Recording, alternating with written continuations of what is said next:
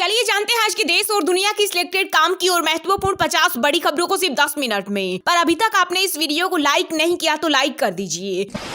फिर पीएम बनेंगे नरेंद्र मोदी, देश से खत्म कर देंगे आतंक और नक्सलवाद। बीजेपी अधिवेशन में बोले अमित शाह, कहा कांग्रेस अस्थिरता की जननी तो इंडिया गठबंधन कलह का प्रयास। साथ ही कहा देश को तीसरी सबसे बड़ी अर्थव्यवस्था बनने के लिए मोदी कार्यकाल जरूरी। अगले 100 दिन नई ऊर्जा, नया उमंग, नया उत्साह, नया विश्वास और नए जोश के साथ काम करने का है। बीजेपी के राष्ट्रीय अधिवेशन में पीएम मोदी ने कार्यकर्ताओं को दिया मंत्र, का अगले 100 दिनों में नए जोश के साथ काम करना है और एक एक वोटर तक पहुंचना है, तभी एनडीए 400 पार पहुंचेगा। यह फसल और नस्ल बचाने की लड़ाई। 21 फरवरी को यूपी समेत कई राज्यों में प्रदर्शन करेंगे किसान। बीकेयू नेता राकेश टिकैत का बड़ा ऐलान। वहीं पंजाब के 7 जिलों में 24 फरवरी तक इंटरनेट सेवा ठप। पीएम मोदी 20 फरवरी को करेंगे दुनिया के सबसे ऊंचे रेलवे चीनाब पुल का उद्घाटन। धारा 370 हटने के बाद पहली बार पहुंच रहे जम्मू कश्मीर। पुतिन को जरा समझाए, बहुत विनाशकारी होगा। रूस की नई चाल से घबराए अमेरिका, भारत से लगाए गुहार। कहा भारत ही दुनिया में शांति स्थापित करा सकता है। कांग्रेस ने धरती से अंतरिक्ष तक किया घोटाला, विपक्ष को केवल परिवार की चिंता। बीजेपी के राष्ट्रीय अधिवेशन में केंद्रीय गृह मंत्री अमित शाह बोले, इंडिया अलायंस में 7 परिवारवादी पार्टियां, सबका लक्ष्य अपने बेटे बेटियों को सीएम बनाना। हमने 10 साल में हर क्षेत्र का विकास किया।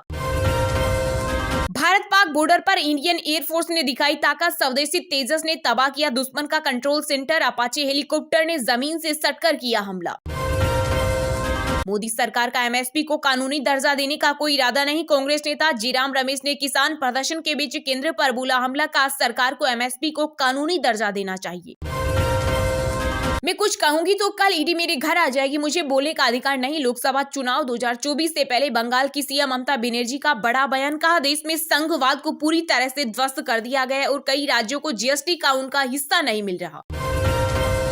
केरल में हाथियों का आतंक, 2 लोगों की जान ली। कांग्रेस सांसद राहुल गांधी न्याय यात्रा छोड़कर वायनाड पहुंचे। जानवरों के हमले में मारे गए लोगों के परिजन से मिले। कहा यहां ढंग का मेडिकल कॉलेज नहीं।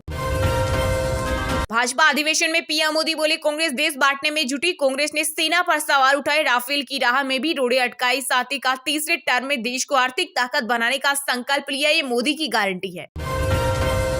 यूपी के सीएम योगी आदित्यनाथ बने दूसरे सबसे लोकप्रिय मुख्यमंत्री। वहीं ओडिशा के सीएम नवीन पटनायक 52.7% की रेटिंग के साथ सूची में पहले स्थान पर काबिज है, जबकि लिस्ट में त्रिपुरा के सीएम माणिक शाह ने जबरदस्त छलांग लगाई, वो 5वें स्थान पर पहुंच गए। फ्लाइट लैंड होने के 30 मिनट के अंदर यात्रियों का सामान पहुंचे, वरना होगी कार्रवाई। नागर विमानन सुरक्षा ब्यूरो ने भारत में संचालित प्रमुख एयरलाइनों को दिया निर्देश। अभी मेरी किसी से बात नहीं हुई, लेकिन सभी को पता चल जाएगा। बीजेपी में शामिल होने के सवाल पर बोले एमपी के पूर्व सीएम कमलनाथ। वहीं कांग्रेस नेता दिग्विजय सिंह ने कहा उन पर भी ईडी, आईटी और सीबीआई का दबाव। जेपी नड्डा के हाथों में ही 2024 के लोकसभा चुनाव की कमान। बीजेपी अध्यक्ष का कार्यकाल फिर बढ़ाया गया। पिछले साल भी पार्टी द्वारा उनकी अध्यक्षता पर भरोसा जताया गया था, अब एक बार फिर उन्हें ही आगे कर दिया गया है। मोदी सरकार ने लोगों से किए वादे पूरे नहीं किए। कर्नाटक के मुख्यमंत्री सिद्धारमैया बोले, कांग्रेस के गारंटी शब्द का इस्तेमाल अब प्रधानमंत्री कर रहे। जैन धर्म में दिगंबर मुनि परंपरा के आचार्य विद्यासागर महाराज ने ली समाधि, पंच तत्व में हुए विलीन। पीएम मोदी समेत कई नेताओं ने जताया शोक। किसान की लागत बढ़ी और कमाई घटी। पंजाब हरियाणा बॉर्डर पर किसानों के प्रदर्शन के बीच कांग्रेस नेता नवजोत सिंह सिद्धू ने केंद्र सरकार पर साधा निशाना। भारत ने रिकॉर्ड 434 रन से जीता राजकोट टेस्ट। इंग्लैंड की दूसरी पारी 122 रन पर ऑल आउट। जडेजा ने झटके 5 विकेट, यशस्वी ने जड़ा दोहरा शतक। प्रयागराज में राहुल बोले, यूपी के युवाओं को भड़काया जा रहा, पढ़ाई के लिए लोन मांगेंगे तो जूते मारकर भगा देंगे। छात्रों ने राहुल को दिए गुलाब के फूल। मुसलमानों सेकुलरिज्म के नाम पर कब तक ठगे जाओगे? असदुद्दीन ओवैसी ने कांग्रेस आरजेडी पर तंज कसते हुए पूछा सवाल। बीजेपी को 370 का माइलस्टोन पार करना ही होगा, सबका विश्वास हासिल करें। राष्ट्रीय अधिवेशन में बोले पीएम मोदी, कहा यदि एनडीए को 400 के पार ले जाना है तो भाजपा को 370 का माइलस्टोन पार करना ही होगा। लोकसभा चुनाव 2024 में नई भारत की यही पुकार। एक बार फिर मोदी सरकार। भाजपा ने 6 मिनट का थीम सॉन्ग का वीडियो किया जारी, पार्टी के आधिकारिक एक्स हैंडल से किया गया शेयर। लोकसभा चुनाव 2024 से पहले कई नेताओं ने बदला पाला। पार्टी बदलने वाले 10 बड़े नेताओं में से 5 बीजेपी में हुए शामिल, जबकि 3 ने कांग्रेस का दामन थामा है। इसके अलावा एक नेता अजित पवार की एनसीपी और एक शिंदे की शिवसेना का हिस्सा बने। कई देशों ने जुलाई अगस्त का न्योता भेजा, वो भी जानते हैं कि आएगा तो मोदी ही, पीएम मोदी ने कहा। सचिन तेंदुलकर के बाद विराट कोहली और न्यूज एंकर अंजना ओम कश्यप का डिफेक वीडियो वायरल। झारखंड में कहीं बीजेपी न कर दे खिला, कांग्रेस विधायकों की नाराजगी से आला कमान सतर्क, मनाने की कोशिश तेज।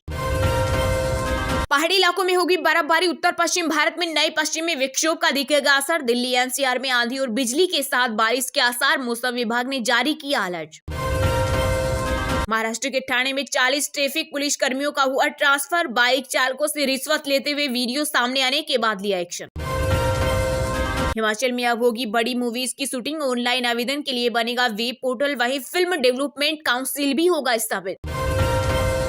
यूपी की 80 लोकसभा सीटों पर 20-20 का फॉर्मूला अपनाएगी भाजपा, आगामी चुनाव में वाव और महिलाओं के लिए बनाई खास रणनीति। इलेक्टोरल बॉन्ड पर सुप्रीम कोर्ट के आदेश को मानेगा चुनाव आयोग, सीईसी राजीव कुमार ने कहा, हम पारदर्शिता के पक्ष में एससी के निर्देश पर करेंगे कार्रवाई। पश्चिम बंगाल के संदेशखाली में जमीन हड़पने और महिलाओं के यौन उत्पीड़न मामले में एक और मुख्य आरोपी अरेस्ट, अब तक 18 लोगों की गिरफ्तारी। गवर्नर बोले, राजभवन में शरण ले सकती है महिलाएं। जम्मू कश्मीर के पूर्व सीएम गुलाम नबी आजाद ने लोकसभा चुनाव नहीं लड़ने की दिए संकेत, कहा, मुझे अपनी पार्टी के लिए प्रचार करना है और अगर मैं चुनाव लड़ता हूं तो मुझे एक ही स्थान पर सीमित रहना पड़ेगा। बिहार के बाद अब झारखंड में सीएम चंपई सोरेन ने जातीय जनगणना करवाने की दी मंजूरी, राज्य सरकार ने प्रस्ताव तैयार करने का जिम्मा कार्मिक विभाग को दिया। चलिए अब जानते हैं जो आम आदमी के काम की और फायदेमंद खबरें हैं उनको विस्तार से। पर इससे पहले अभी तक आपने इस वीडियो को लाइक नहीं किया तो लाइक कर दीजिए।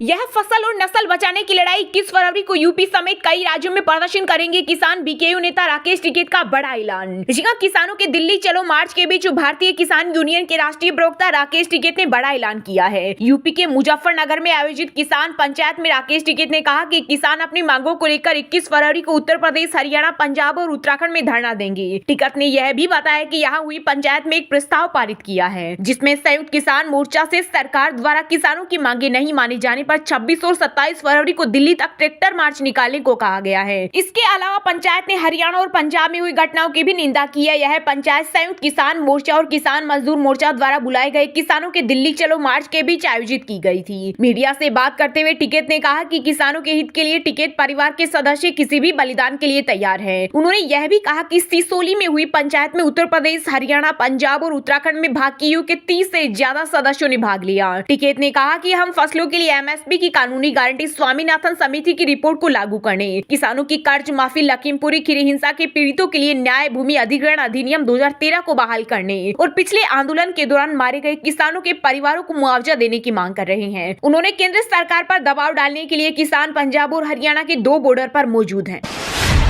फिर पीएम बनेंगे नरेंद्र मोदी, देश से खत्म कर देंगे आतंक और नक्सलवाद, बीजेपी अधिवेशन में बोले अमित शाह, कहा कांग्रेस अस्थिरता की जननी तो इंडिया गठबंधन कलह का पर्याय। जी हां, लोकसभा चुनाव 2024 से पहले बीजेपी के राष्ट्रीय अधिवेशन में दिग्गज नेता और गृह मंत्री अमित शाह कांग्रेस के खिलाफ एक प्रस्ताव लेकर आए जिसमें उसे अस्थिरता की जननी और महागठबंधन इंडिया को कलह, कटुता और नीति का पर्याय बताया। इसके साथ ही राम मंदिर पर भी एक प्रस्ताव लाया गया। बीजेपी की ओर से जारी किए गए प्रस्ताव में कांग्रेस पर जबरदस्त हमला किया गया। महाधिवेशन को संबोधित करते हुए अमित शाह ने कहा कि ये घमंडिया गठबंधन भ्रष्टाचार, परिवारवाद और तुष्टीकरण की राजनीति का पोषक और बीजेपी एवं एनडीए गठबंधन राष्ट्र प्रथम के सिद्धांत पर चलने वाला गठबंधन है। उन्होंने कहा, दलित, आदिवासी और पिछड़े समाज को एक वोट बैंक की तरह कांग्रेस और इंडिया अलायंस ने बहुत उपयोग किया, लेकिन उन्हें पहली बार सम्मान और हिस्सेदारी देने का काम बीजेपी की मोदी सरकार ने किया। कांग्रेस पार्टी के साथ साथ आम आदमी पार्टी पर हमला करते हुए अमित शाह ने कहा कि जब कांग्रेस इतना भ्रष्टाचार करती है तो साथी भला क्यों पीछे रहेंगे। आम आदमी पार्टी ने शराब घोटाला, मोहल्ला क्लिनिक और न जाने कितने घोटाले किए। इन्होंने लोगों के मेडिकल टेस्ट करने में भी घोटाला किया। इसी वजह से आज इनका सारा नेतृत्व कोर्ट और एजेंसियों से दूर भाग रहा है। अगले 100 दिन नई ऊर्जा, नया उमंग, नया उत्साह, नया विश्वास और नए जोश के साथ काम करने का है। बीजेपी के राष्ट्रीय अधिवेशन में पीएम मोदी ने कार्यकर्ताओं को दिया मंत्र, का अगले 100 दिनों में नए जोश के साथ काम करना है और एक एक वोटर तक पहुंचना है। जी हां, पीएम मोदी ने बीजेपी के कार्यकर्ताओं में जोश भरते हुए कहा कि उन्हें अगले 100 दिनों तक जोश के साथ काम करना है। वे इस दौरान एक एक वोटर तक पहुंच बनाए। राष्ट्रीय राजधानी दिल्ली के भारत मंडपम में आयोजित बीजेपी के राष्ट्रीय अधिवेशन के दूसरे दिन संबोधन में उन्होंने दावा किया, भाजपा का कार्यकर्ता 24 घंटे देश सेवा में लगा रहता है। प्रधानमंत्री ने कार्यकर्ताओं और पार्टी के नेताओं को संबोधित करते हुए कहा, यहाँ उपस्थित सभी कार्यकर्ताओं का मैं अभिनंदन करता हूँ। भाजपा का कार्यकर्ता साल के हर दिन देश की सेवा के लिए कुछ न कुछ करता ही रहता है, लेकिन अब अगले 100 दिन नई ऊर्जा, नया उमंग, नया उत्साह, नया विश्वास, नए जोश के साथ काम करने का है। बीजेपी के राष्ट्रीय अधिवेशन में पीएम मोदी ने आगे कहा, आज विपक्ष के नेता भी एनडीए 400 पार का नारा लगा रहे हैं। बीजेपी ने महाघोटाले और आतंकवाद से इस देश को मुक्ति दिलाई। हम लोग तो शिवाजी को मानने वाले लोग हैं। देश की सेवा के लिए सबसे ज्यादा सीट बीजेपी को मिलेगी। वहीं पीएम ने अपने संबोधन में आचार्य श्री विद्यासागर जी महाराज को याद करते हुए कहा, मैं सभी देशवासियों की ओर से आचार्य श्री 1008 विद्यासागर जी महाराज को आदर पूर्वक श्रद्धांजलि देता हूँ। मेरे लिए यह व्यक्तिगत क्षति है। वर्षों तक मुझे व्यक्तिगत रूप से उनसे मिलने का अवसर मिला।